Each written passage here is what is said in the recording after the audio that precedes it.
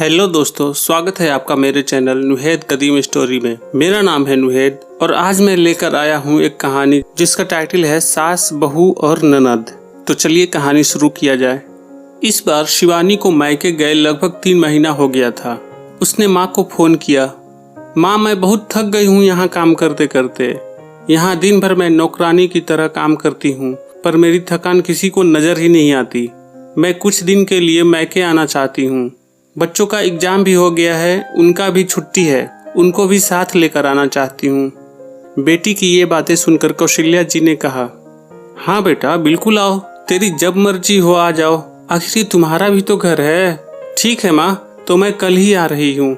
ठीक है बेटा, मैं तुम्हारा इंतजार करूंगी, कौशल्या जी ने अपनी बहू से कहा। अरे ओ प्राची सुनो, कल तुम्हारी ननद आ रही है, आज बाजार जाकर फल सब्जियां लेते आना।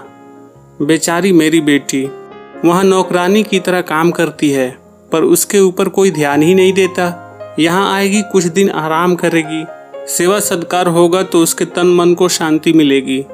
अपनी सास के मुंह से ये बातें सुनने के बाद प्राची सोचने लगी, दीदी जो अपने ससुराल में करती हैं वही काम मैं भी तो यहाँ करती हूँ।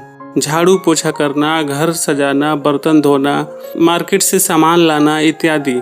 आपको कभी मेरी थकावट तो नजर नहीं आई? काश आपको कभी मेरी थकावट नजर आती। मैं साल में केवल एक बार ही मायके जा पाती हूँ अपने माँ से मिलने, और वो भी केवल 2-3 दिनों के लिए।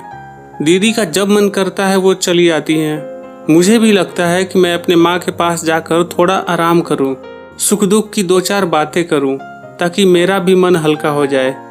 मेरी सास को मेरी प्रॉब्लम नहीं दिखती है। भगवान अब आप ही कुछ करो।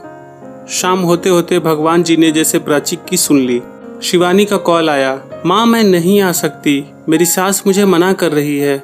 इतना सुनते ही कौशल्या ने कहा, अरे ऐसे कैसे वो मना कर सकती है? इससे पहले तो उन्होंने कभी मना नहीं करा, मेरी बात कराओ जरा उनसे। शिवानी ने फोन अपने सास को दिया।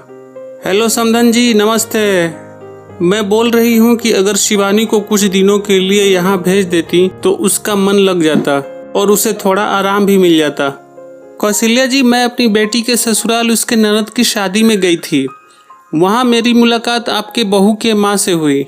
उन्होंने बताया कि उसे साल में केवल एक बार ही माँ से मिलने का मौका दिया जाता है और वो भी 2 से 3 दिनों के लिए।